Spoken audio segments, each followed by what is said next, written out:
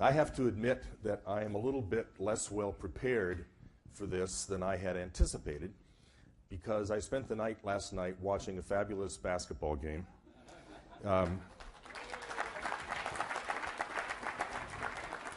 Really shocking in a way, and it got me thinking about the history of the Boston Celtics.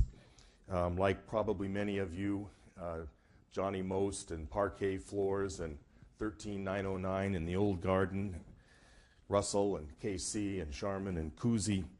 Havlicek stole the ball. The old Big Three, now the new Big Three, maybe the Big Four as it turns out. But it got me thinking about maybe there are some parallels between the Boston Celtics and the Massachusetts economy.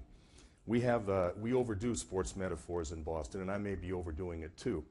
But I'm going to think about that a little bit.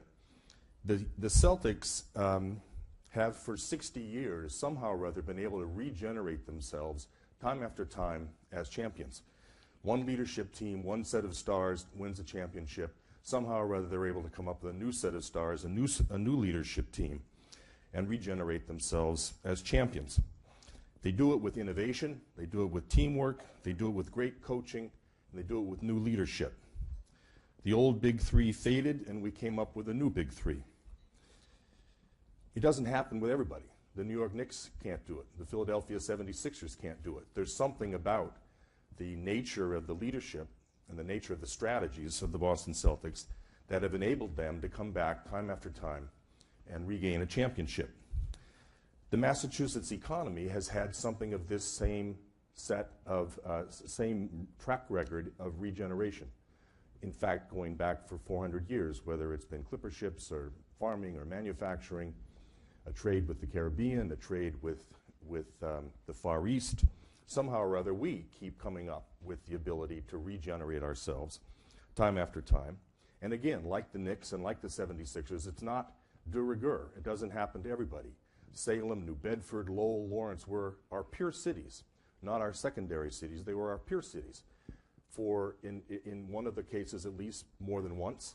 But they've not been able to regenerate themselves as economic engines as Eastern Massachusetts has.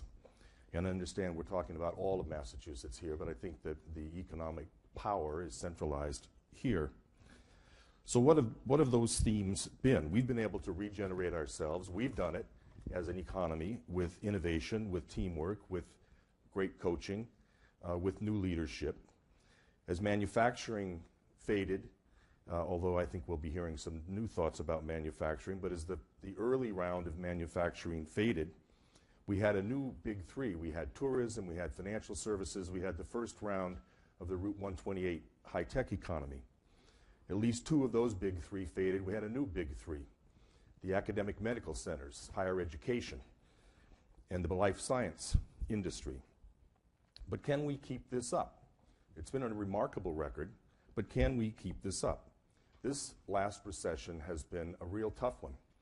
In terms of tax revenues, the lost revenues to the Commonwealth have been greater than any other time since the Great Depression, greater than the catastrophe at the end of the Dukakis era, which was the high-tech crash and the real estate crash, greater than when I was secretary, which was the dot-com bust followed by 9/11.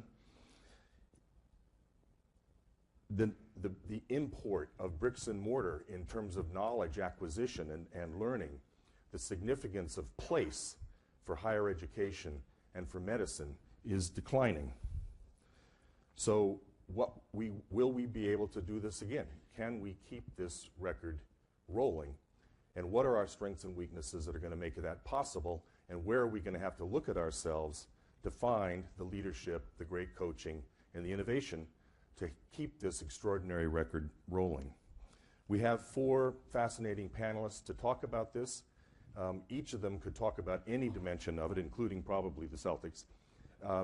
But I've asked them to start out by kind of focusing on their particular areas of expertise and get the insights on their particular background, their particular expertise on what the issues are, what the impact of this past recession has been on us, and where we might be going from here.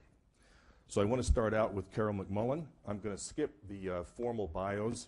They're in your book. You know she's the president of wealth management at Eastern Bank, and she's going to talk to us a little bit about the implications of the pending financial re-regulation on the Massachusetts financial service industries and the rest of the industries, and probably about the global economy impact on local businesses. Carol?